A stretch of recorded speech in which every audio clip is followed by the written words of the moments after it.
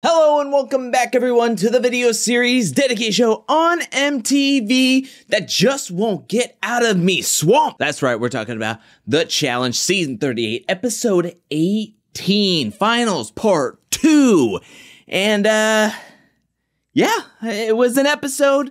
We got a handful of things to talk about, so let's jump in where last episode left off, and that was 24 to 25 hours into these 100-hour finals, where we have Jordan and Aneesa up at the slingshot, and it looked like they took 2 shots, and boom, boom, they hit their targets, and they are heading off trying to catch up with Bananas and Nany, who are trying to catch up with Devin and Tori, who have been in first place this whole time so far. Devin and Tori arrive at Station 4 first, and what they find is a giant swamp that they're gonna have to traverse through and swim in to get puzzle pieces to then recreate a giant board on their tiny boards. Now this puzzle board that they are recreating is very reminiscent to the elimination, I think called Give Me Some Slack, that Laurel and Jack played against Colleen and Kim. Now this swamp right here is gross. I mean, Tori was saying that it looked like pea soup. It's nasty. There was bones floating in it from what the competitors were saying. There was bones floating in it. It smelled really badly.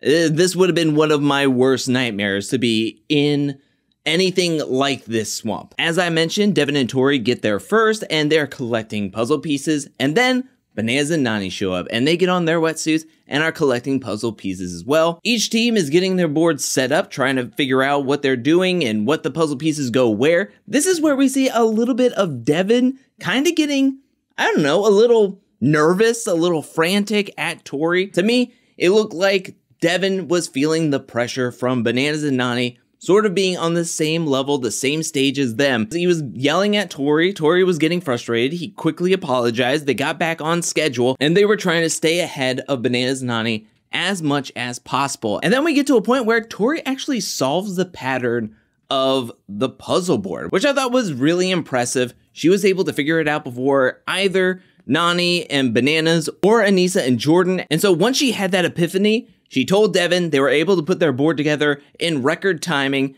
They get a check, they get a thumbs up, they dismantle their board and take off down the road, trying to get back to their campsite as quickly as possible. This is where we learn that Nany's knee is hurting her. We don't know to what extent or how she hurt her knee, but she said it was really kind of tough to bend. It's not a good sign, but also we do not see like a medic checking her out. There's no other speak of it throughout the rest of this episode, so it must be hurting her, but not as bad as, say, Aneesa's rolled ankle, which we get a look at it, and it is not good. It's not looking good. Now, just like Tori, Nany figures out the pattern to this puzzle, and so she tells Bananas, and they're able to put their board together and take off second down the road, and then Aneesa also figures out this pattern. However, there's a miscommunication between her and Jordan. She is trying to explain the pattern to Jordan. Jordan is not seeing it. He is not picking up what Aneesa is putting down. So his first instinct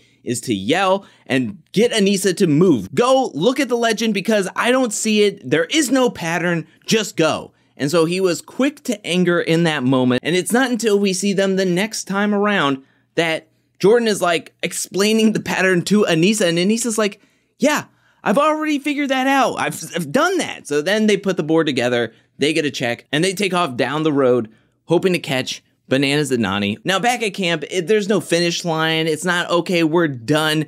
There is another puzzle waiting for them. This is the 8 puzzle, where you have to make everything an 8 across the board. We saw this puzzle back in the elimination where Amber and Chauncey faced off against Darrell and Veronica, and I think it was in the deep web elimination. I wonder if Devin has this puzzle as his coffee table as well, because him and Tori put this thing together in record time yet again. They put the puzzle together, and then TJ says, you're good. You can go to sleep. You can do whatever. I mean, we thought everybody would be here for way longer time. And so they dismantle the puzzle. They go and space out. They go into their tents, just hang out, waiting for anybody to show up.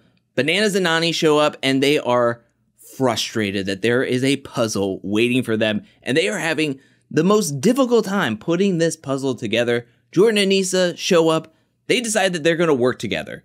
Jordan and Nisa and Bananas and Nany. First place is already taken. The advantage for the next phase is already to Devin and Tori. Let's just work together and just get done with this so we can all go to sleep. We can all just hang out. We can all get a reprieve from what happened today. Jordan and Nisa finish this puzzle, finishing the day in second place. And then Bananas and Nany copy them and they get third place. This is where we get a bit of rest and relaxation for everybody. And then that's when Anissa gets her ankle checked out. And as she's getting her ankle checked out and wrapped, we have Jordan making disparaging comments towards Anissa, saying, wow, no wonder it's been 13 years. Now, I get that Jordan is super frustrated in this moment. He feels like he's being held back. He can't go 100% like he would. However, making those comments in this setting and at this time helps nobody. You have Anissa, who is already probably frustrated about her performance and how it's not going the way she had hoped or would wanted to perform in a finals once she got to this point, and then having a hurt ankle and now having to take comments and criticisms from her own partner, the only person to really be in her corner, to be the one to really push her and want her to do well, is now also harshly criticizing her and putting her down in a moment where she's already probably putting more pressure and anger on her own self. So it's not helping anybody. They get into a huge argument. Tori then comes over and comforts Anissa and makes her feel better.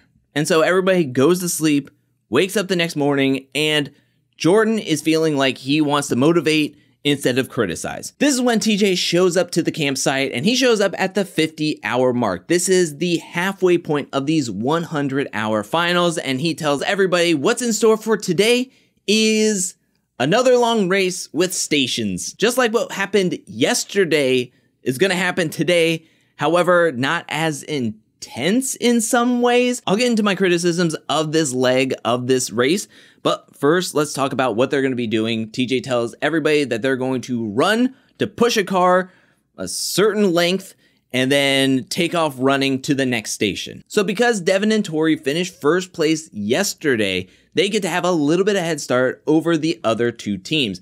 Then it's Jordan and Anissa because they finished second, and then Bananas and Nany will be coming up the rear. However, because of Jordan and Anissa not having as much stamina or quickness, Bananas and Nany are able to surpass them on the run up to the cars.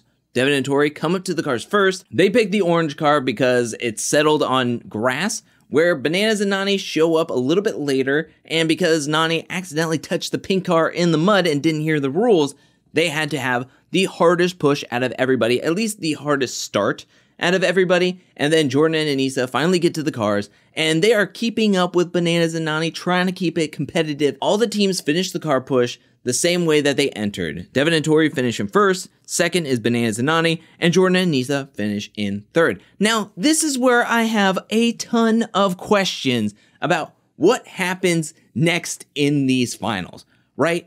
Everybody gets done with the car push, then they take off running into the woods, they take off running down this trail, and then all of a sudden, we see this countdown timer that says 47 hours left in these finals, and then it takes all the way down to 40 hours remaining, and now it is nighttime, and everybody is running into the next portion, which is the eating portion. My biggest question right now is, what happened in those 7 hours? Were they just running the whole time? What was going on? Were there no other stations in between the car push and then making it to the eating station? I don't know, maybe they were running, but my instincts tell me that possibly there were other stations in between the car push and then the eating portion, and they just decided to cut them out for whatever reason. I don't know. I'll be listening to both podcasts of the Challenge Official podcast and the Death, Taxes, and Bananas podcast intently, because it just seems like 7 hours just disappeared. And what happened? I want to know. Did they run the whole time? Was there other stations that were taken out? Why did they take them out? This episode was only an hour long, 40-something minutes if you take out the commercials, comparatively to last week's episode and the rest of the episodes, which were 90 minutes long each. I just question, like, why was this only an hour and what happened in those 7 hours? Who knows? We have no idea until we hear from other people on other podcasts and hear some of the behind the stuff scene. But let's get back to this episode where everybody shows up to eat a massive amount of carbs, from dinner rolls to pasta. This was an eating task very much similar to Rivals Season 21's eating task in the finals, where they weren't given disgusting food. They were just given normal food, but in a big amount, and they had to keep eating and eating and eating and eating. And I love pasta. I love bread. That was a lot of pasta, and it wasn't even like put olive oil on it or butter or anything. It's just, they just boiled up some noodles and just stuck it on a tray outside. They gave them dry noodles and bread with no butter, and they had to eat every single bite. Despite Devin and Tori getting there first, they just did not have the type of technique that Bananas and Nany had in this eating challenge. Can I just say, we always hype up like CT in eating challenges, Tony in eating challenges, Cousin Jamie in eating challenge. Well, move over, fellas, because it's Nany time now. I mean, Nany was going ham on these rolls, and then her and Bananas were just grabbing handfuls of pasta and just stuffing it over and over and over again. Devin and Tori were just yakking all the time. Jordan was also yakking, but Nany held strong until the final last bites of that pasta, when she let it all go right on Bananas and left some noodles to go in his pocket. Now, Bananas and Nany finish up their pasta first, and they are feeling really, really good about themselves. That is until TJ pulls out 2 giant bowls of chocolate ice cream for them to eat as a dessert. You know what's really funny? I mean, we've seen like Bananas and other challengers being put to just the absolute brink with certain living conditions, with eating certain things on seasons. And I can tell you right now, I've never seen that fear in Bananas than when he saw that giant bowl of ice cream that TJ put on the table. It's just so funny to think that a giant bowl of ice cream was like broke Bananas. I mean, he was yelling. You can tell like he was yelling at TJ and the production team to be like, you gotta be kidding me. Like, this isn't real. You know, this can't be real, that you're going to make me eat even more on top of that, especially ice cream, when I don't even like ice cream. But Nany had the technique here. She put water in her ice cream, slushed it around to melt it, and then you just drink it like it's cocoa or chocolate milk.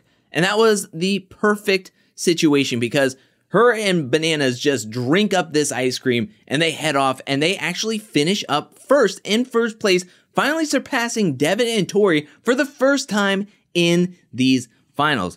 Then Devin and Tori are able to get their ice cream, slush it around, drink it. They finish second place, and Jordan and Anissa finish in third place. For right now, this final seems to just be kind of not cohesive. I thought that maybe there could be a point system, maybe that there's time being taken. No, it just seems like every day is its own race, and then it kind of affects the next day in some sort of advantage, you know? Because the first day was a whole day. Devin and Tori were beating everybody by a mile at one point, and then they get done and they get like a 30-second to a minute head start. Minute seems a little long, but they get a little bit of a head start to take off before everybody. And that was all the advantage that they got. And now Bananas and Nany are able to surpass them in the eating portion, and that'll lead to some sort of advantage, I'm sure of, heading into the next day. Which, speaking of the next day, everybody gets up with about 32 hours left in these finals, and they hear a helicopter whirling around them. They get on their challenge gear, grab on their stuff, and they take off to follow this helicopter for the next day of the finals. And that's where we leave off. I'll be honest, for a 100-hour final, and your mind can go wild hearing that number, being like, what are they going to have to do? It seems like it's probably going to be super exhausting. There's probably going to be a whole lot of checkpoints. There's going to be a lot to have to overcome in these finals. I mean, I'm sorry, but as an audience member, I'm finding this somewhat underwhelming in a final setting. Out of the last 2 episodes, we have hit like 8 stations 7 stations total. I guess 8 if you count the bike ride at the very beginning to get your camp supplies. And I mean, even the challenge is thinking we don't have a lot of content going on in these finals at this moment because this episode was only an hour. They cut out a whole half an hour, and there's a whole 7 hours missing within these finals, from 47 hours remaining to 40 hours remaining when everybody walks into the eating portion. And I'm sitting here going like, okay, well, what was in those 7 hours? Was there absolutely nothing that we could have shown in those 7 hours to like any action? Were they all just running at certain points? I don't know. Now, the preview to the next and final episode of the season of these finals looks jam-packed. It looks like it's going to be a night portion. They're going to be running around, doing the cornfield, doing some eliminations. They're going to be doing random tasks. I just question, why would you jam-pack the last episode with so much to do in a very limited amount of time when you had this episode as just a bridge episode to show the rest of day 1, and then day 2 was just 2 things. It was just the car push and eating. And that was it. I don't know. To me, it seems very underwhelming, a little lackluster, at least in the first 2 episodes. We gotta see what's gonna happen in the 3rd episode. But that is it for this review and recap. What do you think about these finals so far? Let me know down in the comment section below. Do you agree with me that you think that these finals are a little underwhelming in the first 2 episodes, the first 2 parts? Or do you think that they're just finding its momentum, they're finding their feet, and they're going to nail it on this last episode? I'm hoping that they nail it on this last episode. I've been waiting for that cornfield since I saw the promos in the very beginning of this season. But what do you think about these finals so far? Let me know down in the comment section below. Where would you rank this final so far among the other finals that we've seen this show make? Let me know down in the comment section below. And do you think that the 100 hours just seems like, I don't know. To me, I think that's just overbloated with this 100 hours thing. I think they just wanted something really, really cool to say, like, this is 100 hours, when they could have just done the normal thing and it could have been a lot more concise and jam-packed with action. But that's just me. What do you think? Let me know anything and everything down in the comment section below. Who do you think is going to win? Do you think Bananas and Nany are finally finding the momentum to push them into first place and further? Let me know anything and everything down in the comment section below. I want to give a special shout out. Thank you to everyone who supports me over at patreon.com/angelcakevids. Thank you for your support. Thank you for your generosity. Thank you, thank you, thank you. And thank you to everyone who is watching this video up to this point. I'll be back really, really soon with more Challenge 38 content, more challenge content, more content in general. But until then, peace.